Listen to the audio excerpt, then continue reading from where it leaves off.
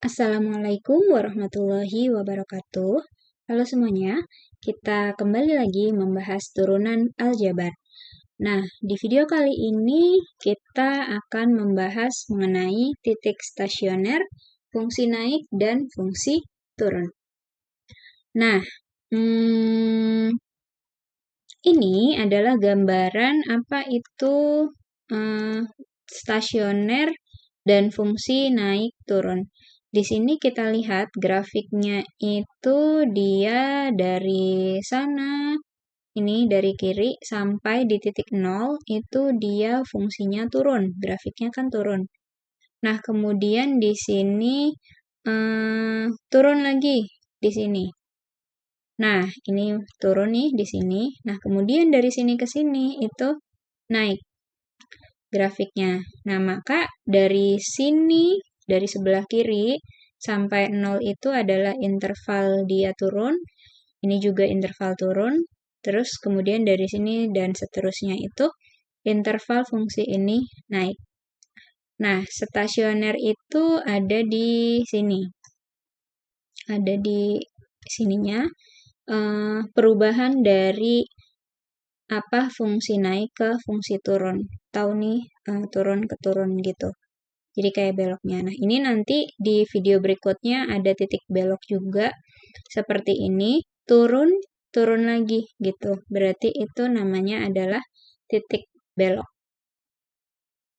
Nah, kemudian, apa sih syarat fungsi dikatakan naik? Atau nama istilah lainnya biasanya selalu naik gitu. Itu syaratnya adalah turunan pertama lebih dari 0.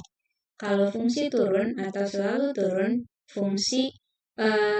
turunan pertamanya kurang dari 0. Nah, biasanya nih di soal itu ada fungsi dikatakan tidak pernah naik dan tidak pernah turun.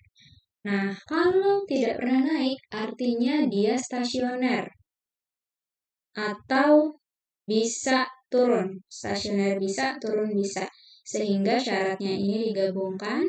Kalau tidak pernah turun, artinya itu berarti naik atau stasioner. Jadi, turunan pertama lebih besar sama dengan 0. Nah, lalu di sini itu ada contoh soal menentukan interval naik atau turun dari fungsi f(x) sama dengan x pangkat 3 min 6x kuadrat min 15x min 8. Pertama, karena syarat naik atau turun berkaitan dengan turunan pertama, maka di sini kita turunkan dulu nih fungsi ini. Kalau diturunkan menjadi ini, nah karena masing-masing bisa dibagi 3, maka kita bagi 3 diperoleh ini. Nah, karena di sini fungsi kuadrat, maka kita faktorkan. Cari 2 bilangan, kalau dikali hasilnya min 5, kalau ditambah hasilnya negatif 4. Berarti kan min 5 sama plus 1. Di sini kita cari pembuat nolnya, x sama dengan 5 dan x sama dengan min 1. Setelah itu, kita uji garis bilangan. Di antara min 1 sampai 5, ini kan berarti terbagi menjadi 3 daerah. Kita ambil salah satu daerah, biar gampang, 0 aja, karena 0 kan bukan batas, jadi nggak apa-apa menguji pakai 0. Dan disubstitusikan ke sini.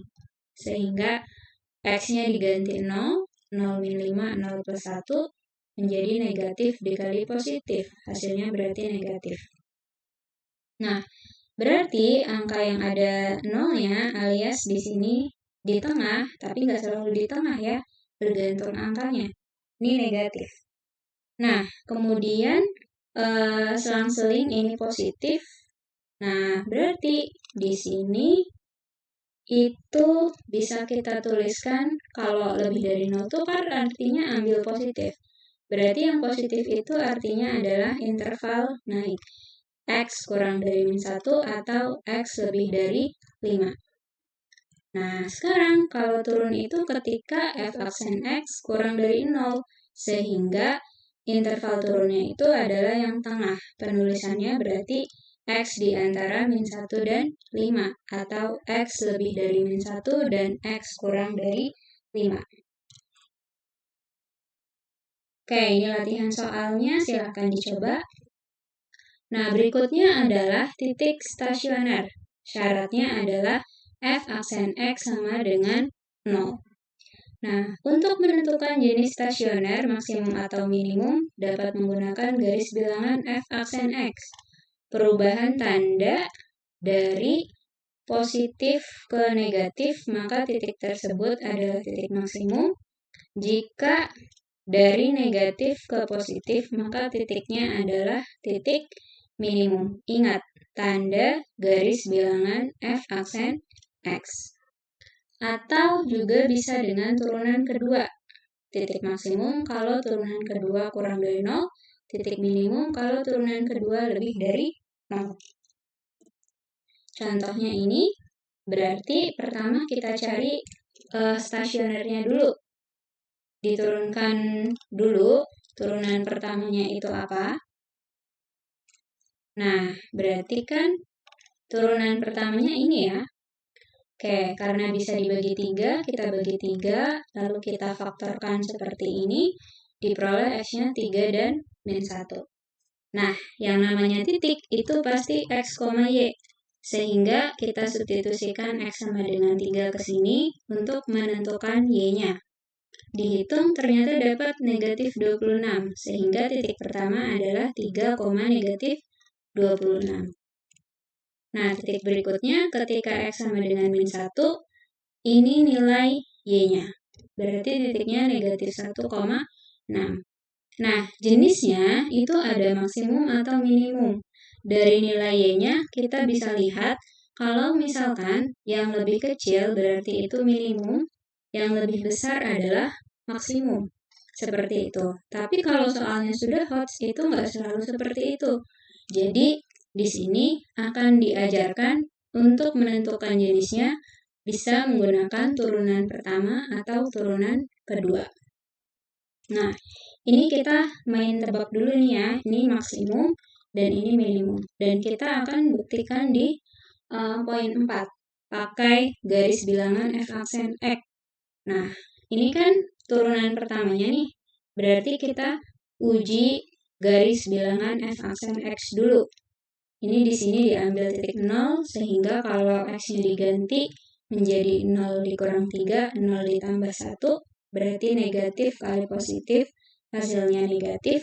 Jadi sini tengah plus, ini tinggal selang-seling.